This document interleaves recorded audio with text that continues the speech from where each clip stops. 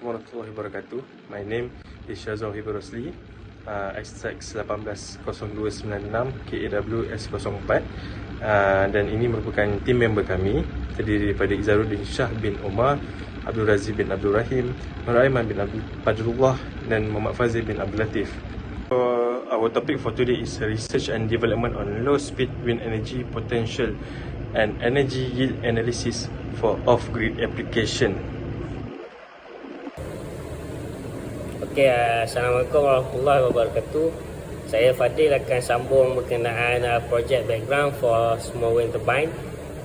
Basic untuk wind turbine ni terbahagi kepada dua type. Yang pertama large wind turbine, yang secondnya small wind turbine. Kita akan masuk direct kepada small wind turbine.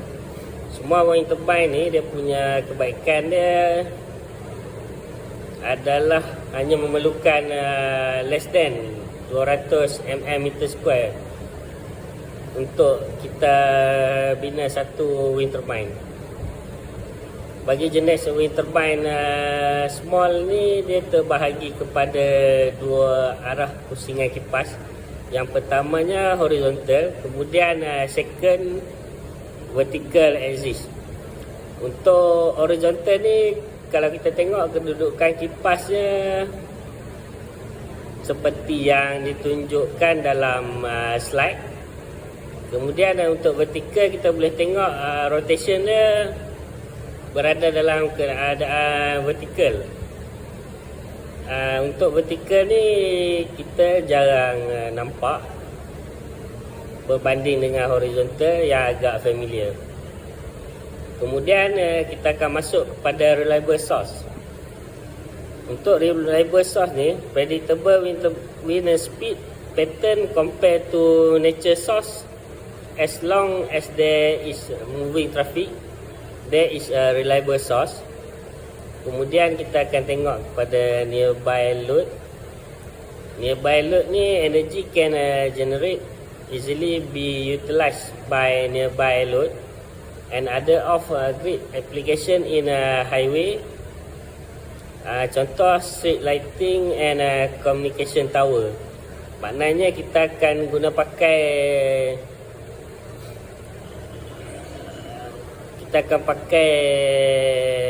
power yang di-generate ni untuk street lighting, lampu jalan, kemudian communication tower, iaitu pencawang komunikasi. Kemudian kita go through kepada compact solution. The technology required small footprint, minimizing the potential visual obstacle for road user compared to other of renewable energy technologies. Lepas tu last kita akan masuk pada sustain source. Wind can be harvested laterally along the highway as long as the highway stretch with moving traffic.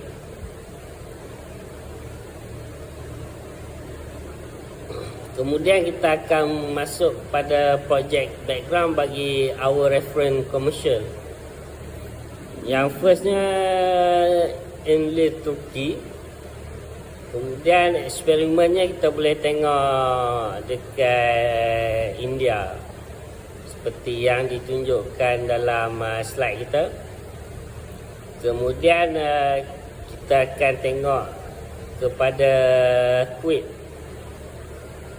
Contohnya Kuwait produce 48 watt per turbine. Maknanya kita boleh generate di Malaysia lebih kurang 48 watt, kerana negara kita dengan iklim di Kuwait agak sama berbanding dengan di Turki. Kemudian kita boleh tengok di China. China dia punya teknologi up to 30 mili per second wind speed at highway divider. Lepas tu yang paling hampir dengan kita negara jiran Singapura. Peak speed for frequency of 6 mm per second near MRT. Maknanya di Singapura dia orang pasang dekat berhampiran MRT Singapura. Itu saja untuk pembentangan saya. Project details. Method. 3 sites to be co-selected with LLM.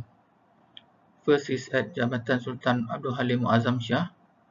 It is between kilometer 15 and kilometer 20. Second is Lebuh Raya Kesas. It is between kilometer 20 to kilometer 30, between Highcom to Pandamaran. And thirdly, Lebuh Raya North to South.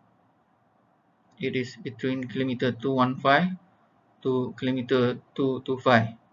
It is between Simpang 4 to Aigro.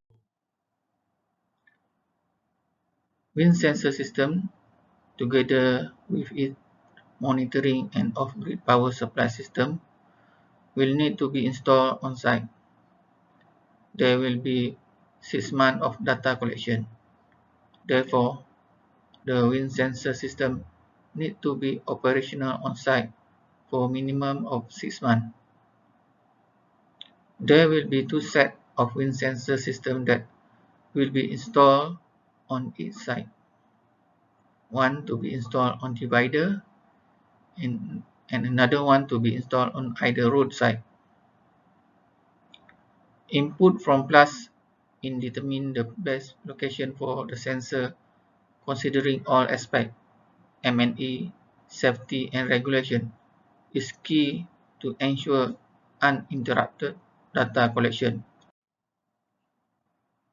As an illustration, the following figure shows the artist's impression of wind sensor system on roadside at Lebuh Raya Utara Selatan. Roadside installation. It consists of pole, solar panel, wind sensor, PV data logger, and battery box.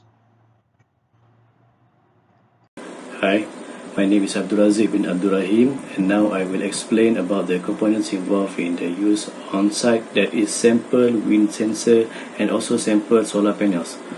For the wind sensor sample, there are 3 types, namely Delta Ohm HD52.3D, 2-axis ultrasonic, WindCap WMT700 WMO ultrasonic wind sensor, and also 1405-PK-021 Joule windsonic ultrasonic wind.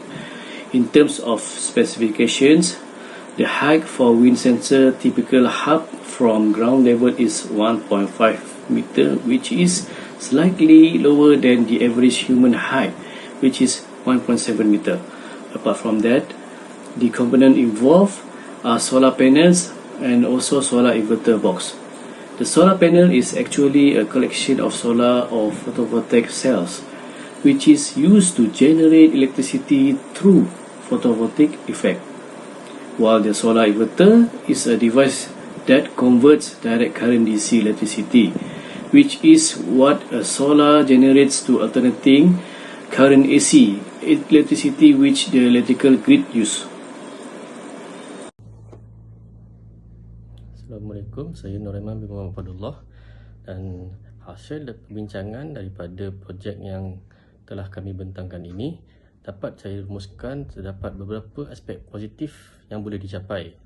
Melalui projek ini, kita telah melangkah satu tahap ke hadapan dalam bidang teknologi melalui inovasi yang telah dilaksanakan di dalam projek ini.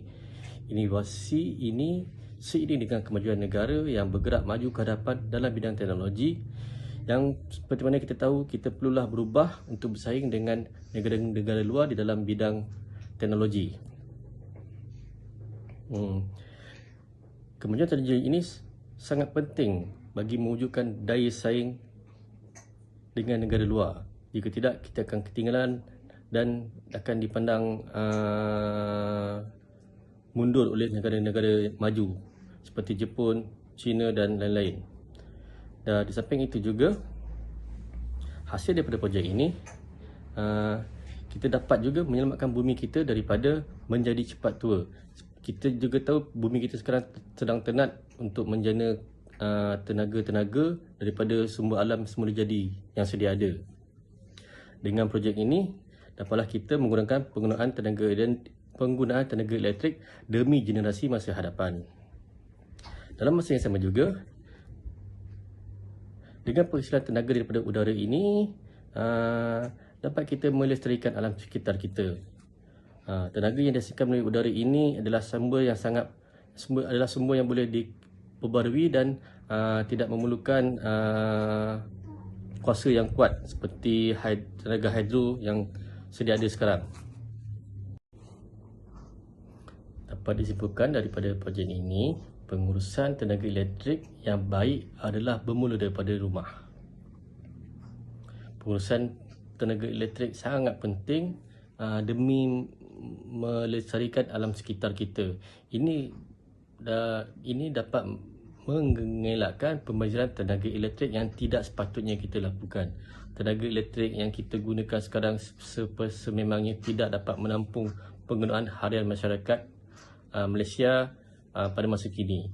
Jadi sama-samalah kita berjimat cermat dalam menggunakan tenaga elektrik dan cubalah selamatkan bumi kita daripada menjadi lebih tenat demi masa hadapan. Sekian daripada kami, Kumpulan 3. Assalamualaikum.